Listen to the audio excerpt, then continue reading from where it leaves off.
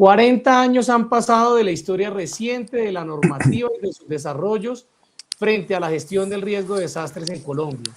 Aún así, cuando pasan las emergencias y los desastres, vemos cómo hay dudas en los equipos de contratación y en los tomadores de decisiones frente a los riesgos disciplinarios, fiscales y penales. Por eso hemos invitado al doctor Juan Pablo Nova. Él es abogado, especialista en Derecho Administrativo. Asimismo, tiene estudios de maestría en Derecho Estado y Contratación Estatal y su gestión. A su vez, es el fundador de la firma Innova, que consultoría y derecho, y pues ha publicado recientemente un artículo de Hora Cero, y por eso te hemos invitado al podcast Bajo Riesgo, el podcast del Centro de Pensamiento en Gestión del Riesgo de Desastre. Bienvenidos a Bajo Riesgo, el podcast donde desmontamos mitos, revelamos verdades y transformamos el miedo en acción. Aquí tú te conviertes en parte de la solución. Conducido por Pedro Manosalva Rincón, fundador del Centro de Pensamiento en Gestión del Riesgo de Desastres, GRIT. Prepárate, porque después de escucharlo, no volverás a ver el mundo de la misma manera. Comencemos. Bienvenido, doctor Juan Pablo. Hola, doctor Pedro. Muy buenos días a usted, muy buenos días a todos sus seguidores y oyentes. Muchas gracias por invitarme a su espacio. Gracias a usted por compartir hoy domingo con nosotros. Te vamos a ir contando, vamos a ir hablando frente a esos riesgos jurídicos que aún tienen esos ordenadores del gasto, y por supuesto vamos a ir revisando durante la transmisión las preguntas que podamos tener en el chat, y pues te las vamos a transmitir por este medio. Entonces, doctor, iniciemos. ¿Qué pasa en la hora cero? ¿Qué podemos nosotros como ordenadores del gasto ver en la normativa colombiana?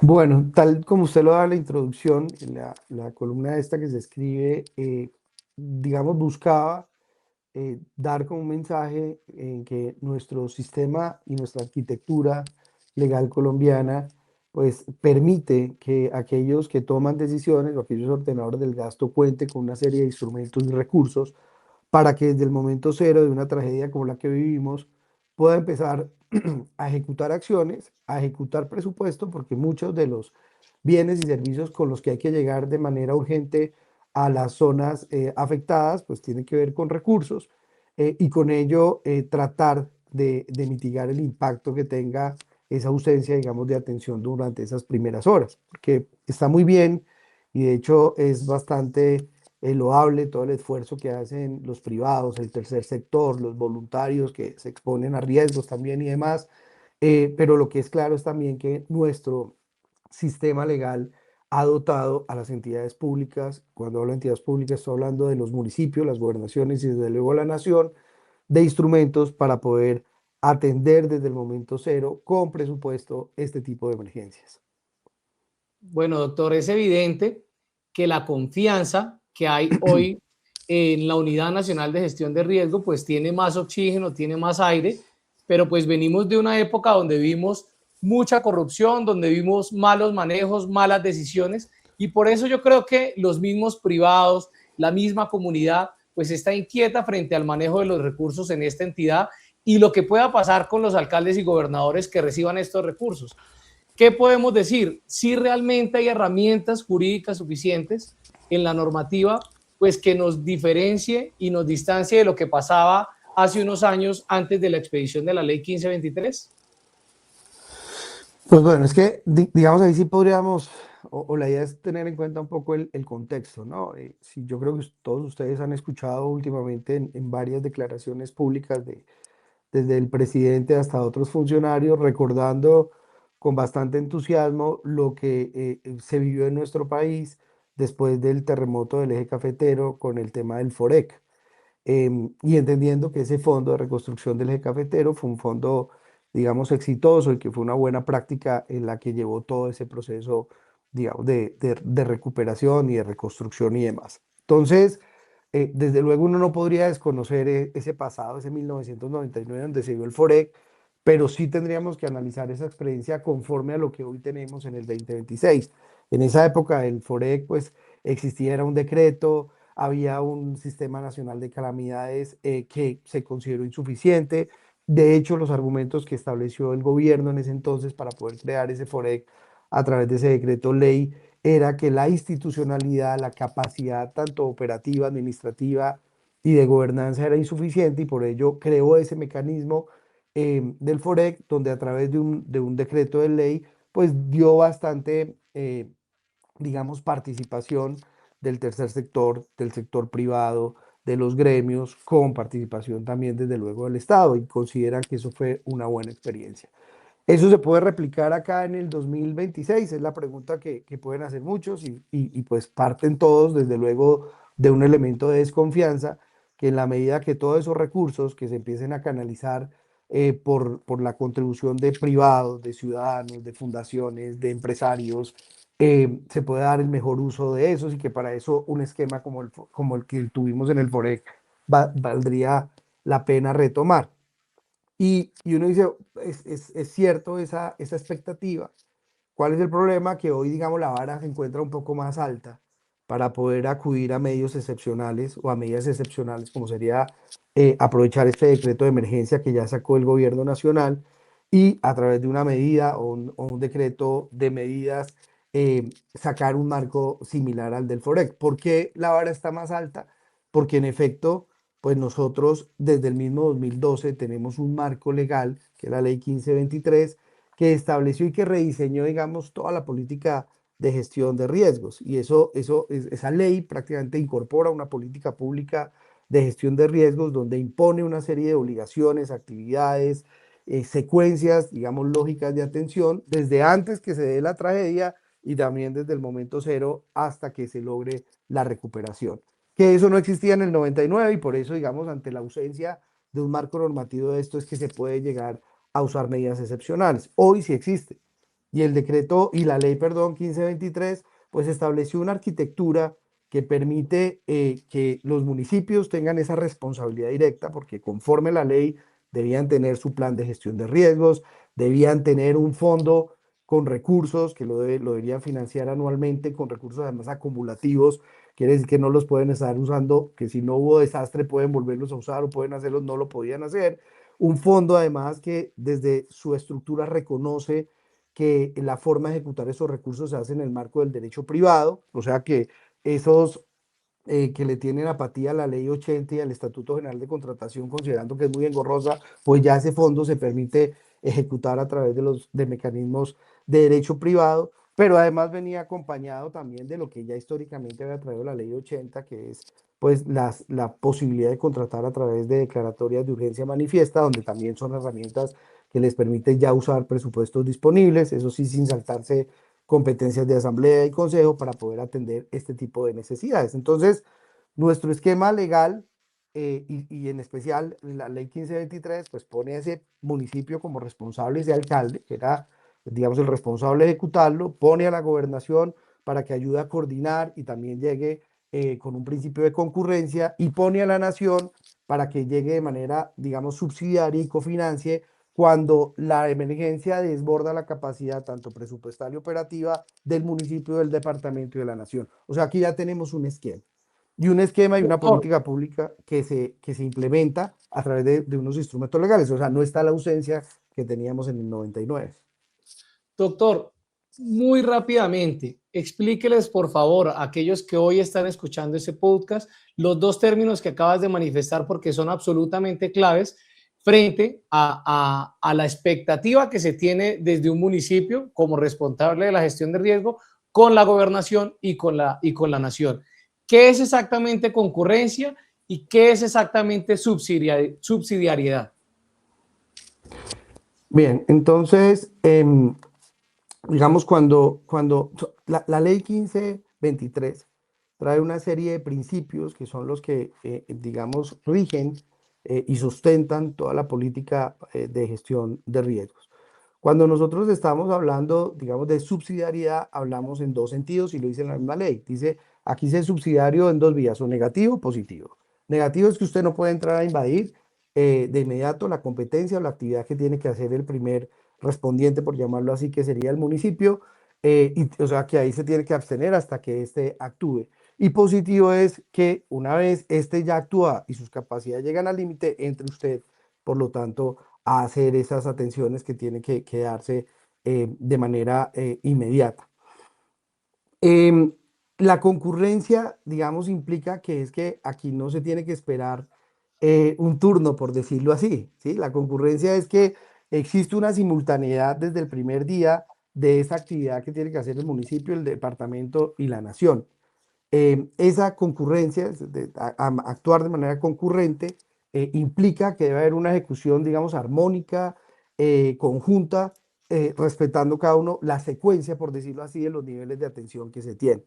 Entonces uno no debería entender que hay tres formas de atención distintas. Entonces, oiga, es que por un lado el alcalde dijo que iba a hacer esto, por otro lado el gobernador dijo que iba a hacer esto y por otro lado la nación que dijo que iba a hacer esto. No, de hecho la misma ley 1523 habla de ese término del PAE, del plan de atención, el plan de Plan de atención, acción.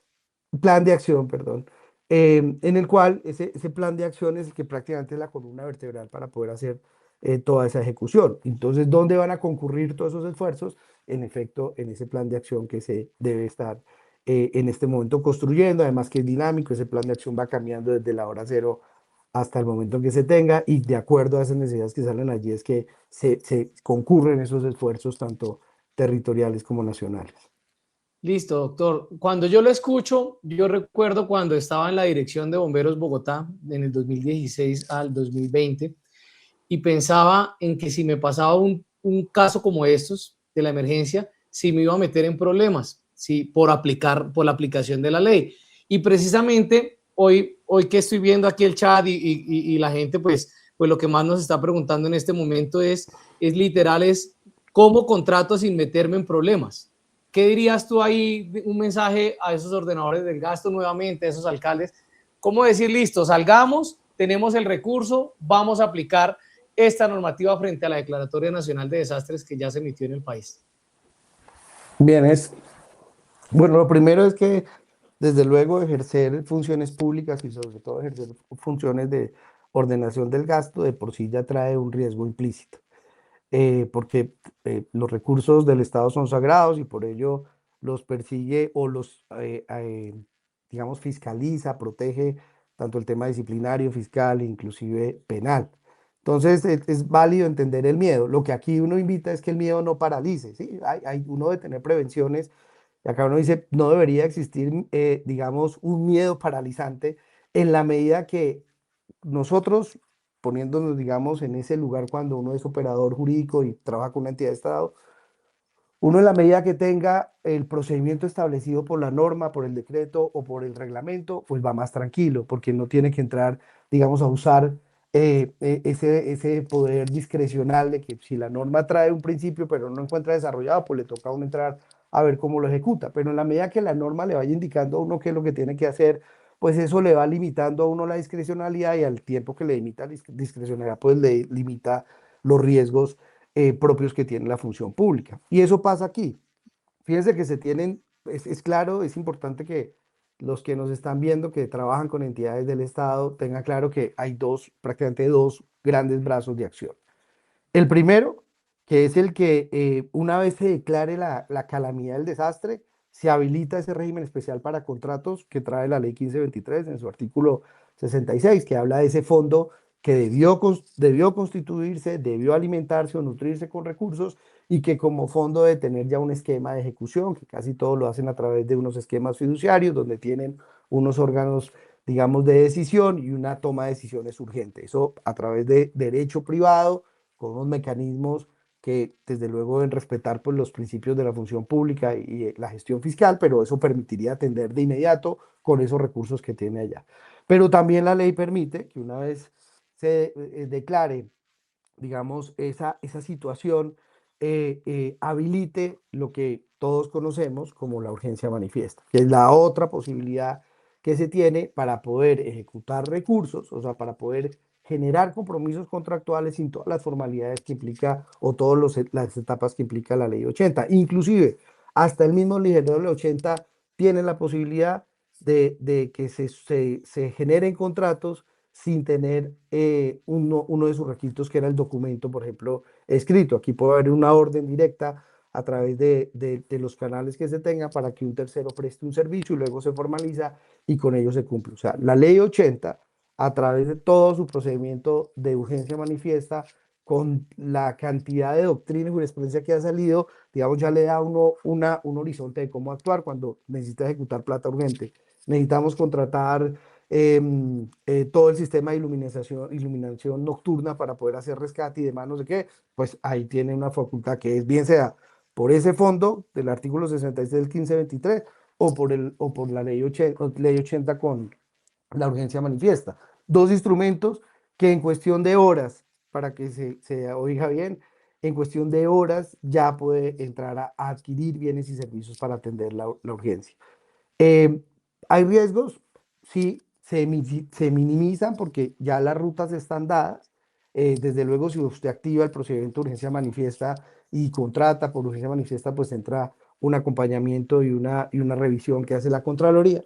Pero digamos, ante hechos notorios como los que estamos viviendo, ante situaciones de verdad sobrevenidas, que no dependen ni una indebida planeación o una acumulación digamos, de rezagos y se revienta una situación, sino que se da como ocurrió, no debe caber, digamos, duda que estamos ante esas situaciones que precisamente el legislador estableció para usarlas.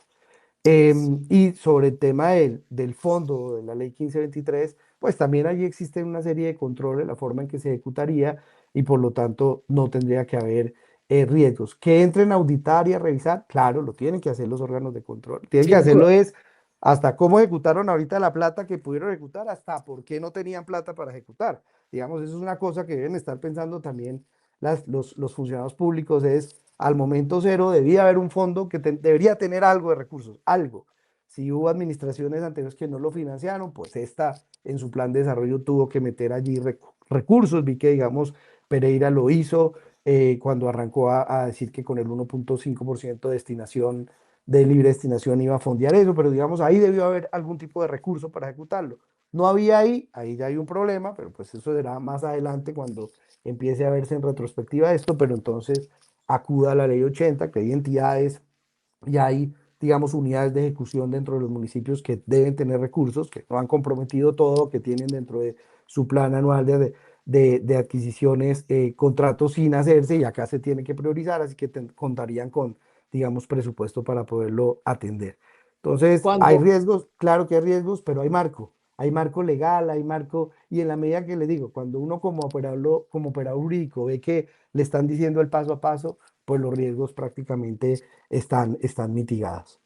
Aquí cuando lo escucho me dan ganas de mandar dos mensajes claros y uno es a los ordenadores del gasto.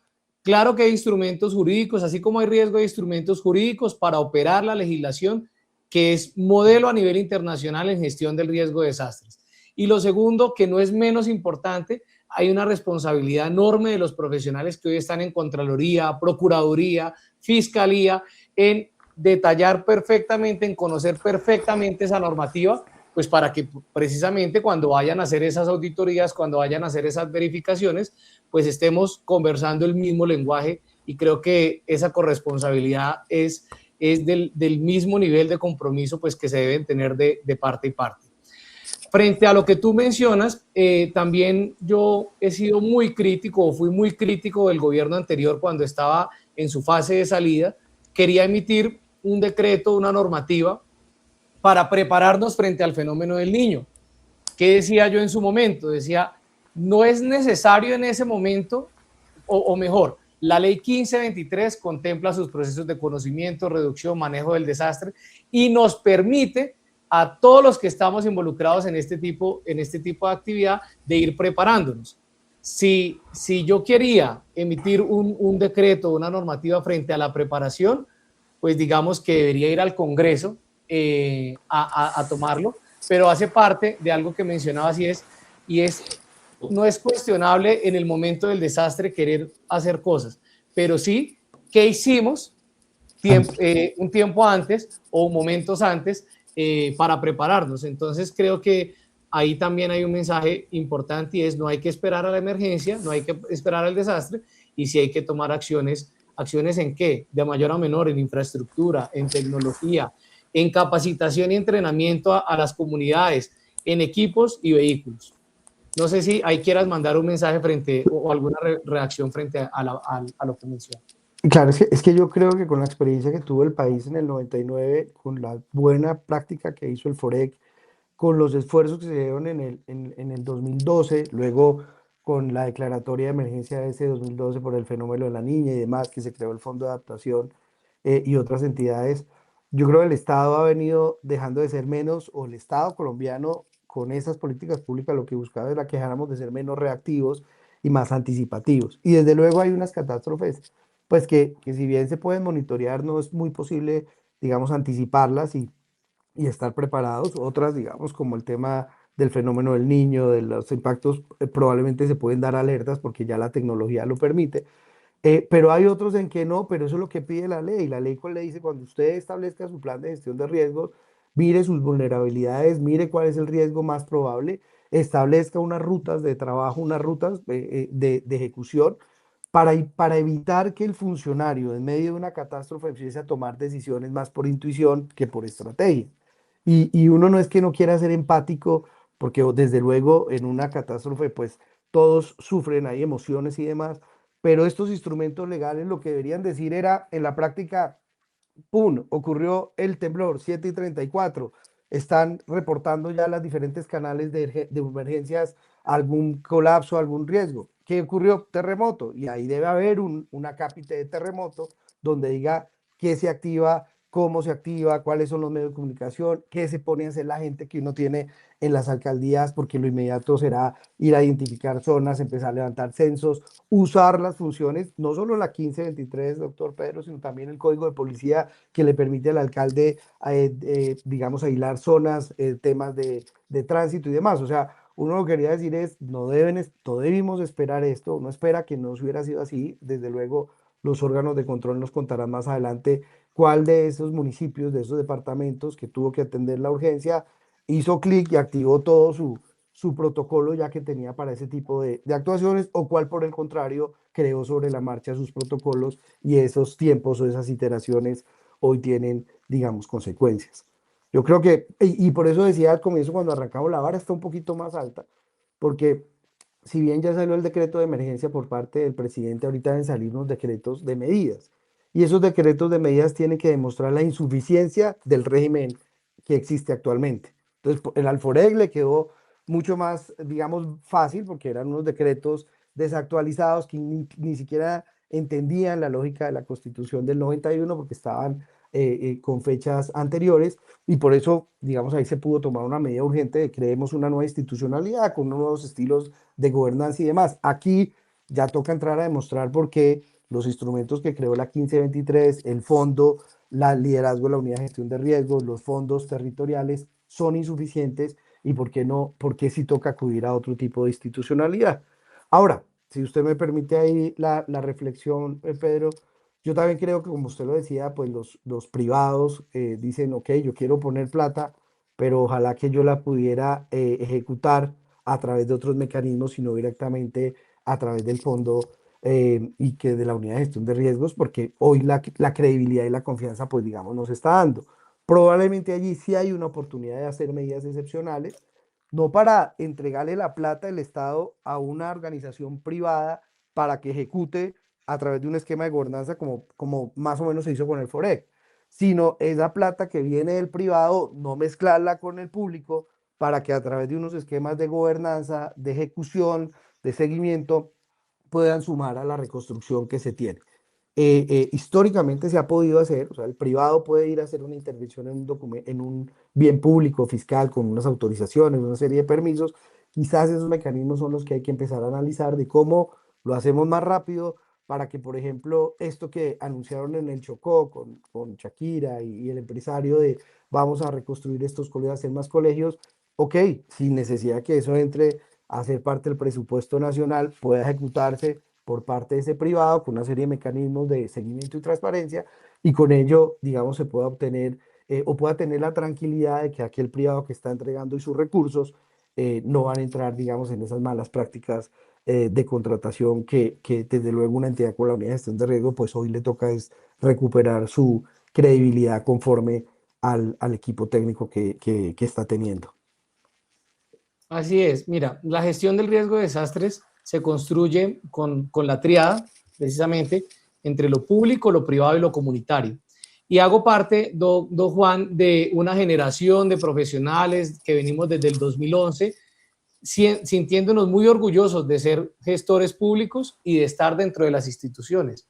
Y creo que parte de la reconciliación que debemos tener como país ahora y de la fuerza que debe tener el gobierno nacional es precisamente esa, que volvamos a creer en las instituciones, porque ahí hay enormes ventajas. Mencionaría una, y es la priorización de necesidades, pues es general y tiene todo el mapeo general de todos los municipios. Entonces, digamos, cuando como privado quiero aportar a la reconstrucción, quiero apostar a algo frente a la emergencia, pues voy a tener toda esa matriz de necesidades y prioridades absolutamente identificadas para que no nos pasen, como creo que cualquier persona que pueda estar en algún municipio se puede sentir, y es: llevaron atención a tal ciudad, pero a mi municipio, que es más pequeño, pues no ha llegado nada.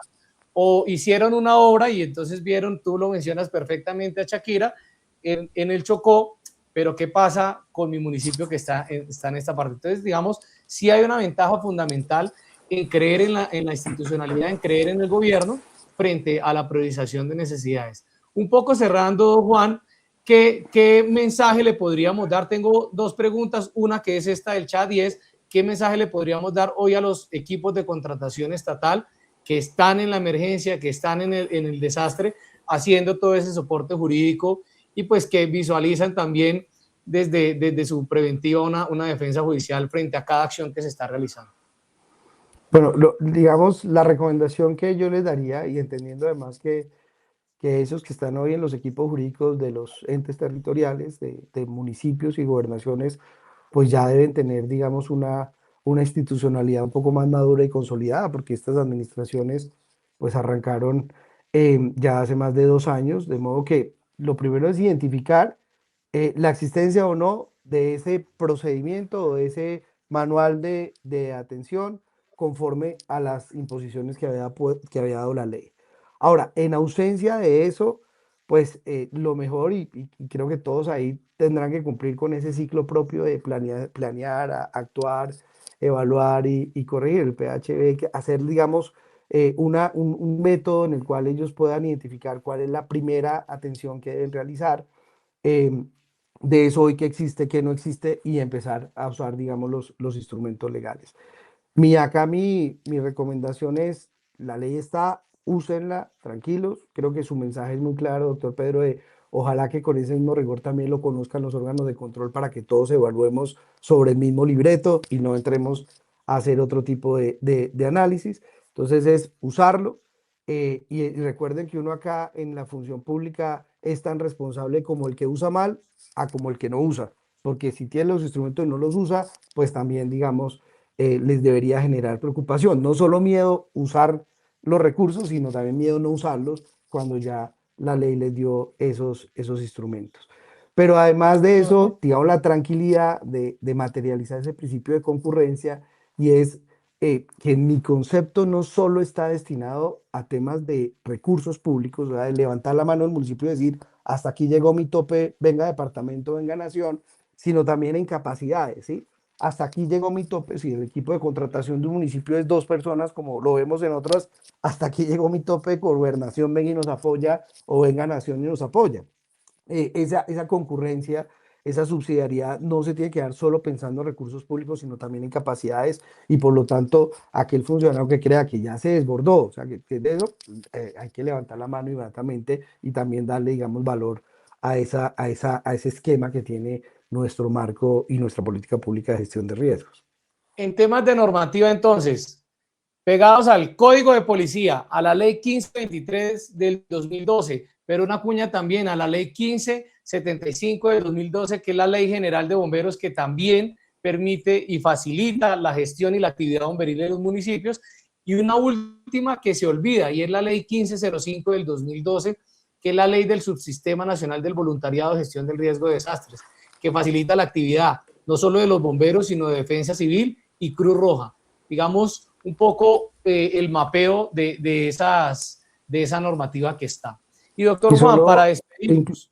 Solo incluir ahí la ley 2474, que ajustó y reformó en varias partes la 1523, cuando incluyó también pues, todo lo que tiene que ver con los animales y la atención también a animales en estas situaciones de emergencia, pero no solo eso, ahí hablando con unos abogados en días anteriores de algunos municipios, les decía, ojo, revisen que la 2474 no solo incluyó a los animales como, digamos, sujetos de protección en estos temas de emergencia, sino hizo unas modificaciones, unas aclaraciones a la 1523 en su alcance y demás. Así que tienen que leer la norma con las modificaciones que hizo esa 2474 del 2025.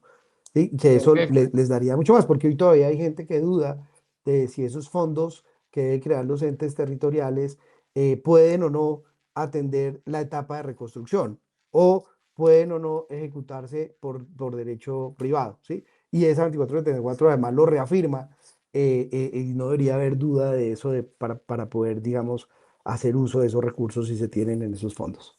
Listo, retomemos entonces.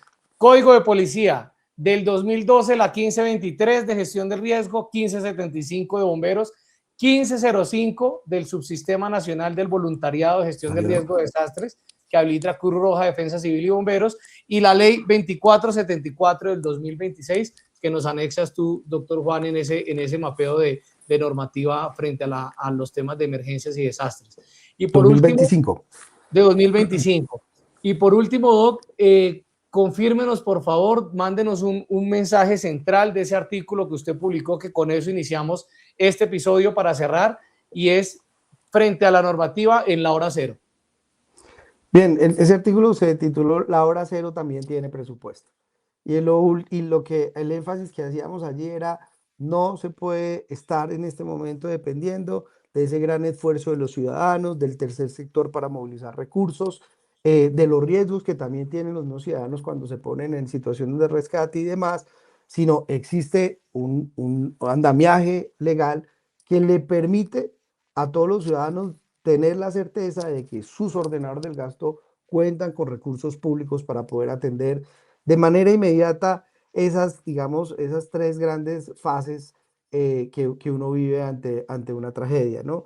La respuesta inmediata, la asistencia de transición y desde luego también la fase de reconstrucción. O sea, los ciudadanos debemos tener esa certeza, pero además también debemos exigir que para esos nuestros impuestos, para eso son los presupuestos, para que se usen y existen los instrumentos para que se usen desde el momento, mejor dicho, desde las 7:35 de la mañana de ese día en el que ocurrió el sismo, se contaba con la posibilidad de contar con recursos para poder ser mucho más eficaces en la atención y en la respuesta inmediata que requería esa emergencia. Perfecto. Entonces, si usted conoce un alcalde, un gobernador, un tomador de decisiones, un amigo jurídico que esté en un área de contratación y tenga alguna duda frente a la normativa de emergencias y desastres, envíe este episodio de Bajo Riesgo, hoy con el doctor Juan Nova, quien estuvo aquí en Bajo Riesgo del podcast del Centro de Pensamiento en Gestión del Riesgo de Desastres. Bienvenidos a Bajo Riesgo, el podcast donde desmontamos mitos, revelamos verdades y transformamos el miedo en acción. Aquí tú te conviertes en parte de la solución. Conducido por Pedro Manosalva Rincón, fundador del Centro de Pensamiento en Gestión del Riesgo de Desastres, GRIT.